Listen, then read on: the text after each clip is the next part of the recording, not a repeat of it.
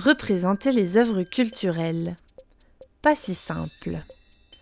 Pour aborder les sujets qui animent notre époque, Mixture culturelle puise dans la culture au sens large, celle qui nous parvient par différents intermédiaires.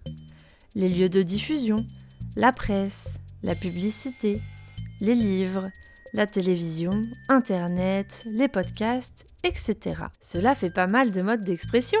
Et la chose se complique si l'on s'intéresse par exemple à l'art contemporain, car les médiums à la disposition des plasticiens sont innombrables.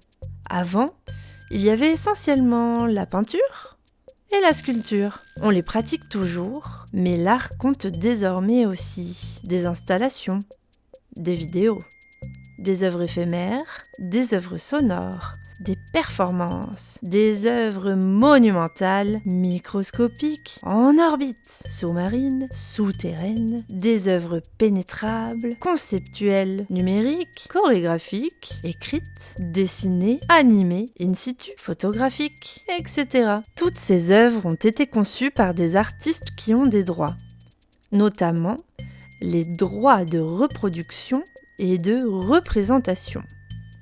Ils les conservent durant toute leur vie et ils sont maintenus 70 ans après leur décès.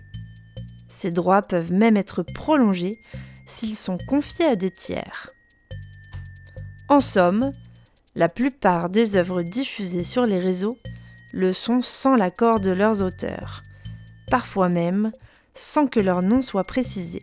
Ici, comme nous tenons à respecter leur travail, mais également à le valoriser, nous passons par le dessin animé, toujours accompagné de la légende de l'œuvre, ainsi que d'un pictogramme. Celui-ci indique quel est le médium de l'œuvre. Vidéo, dessin, installation, bref. La liste énoncée juste avant.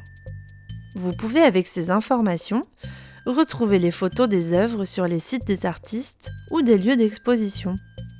Ainsi, votre curiosité est assouvie, le travail des artistes respecté et notre mission de médiation accomplie.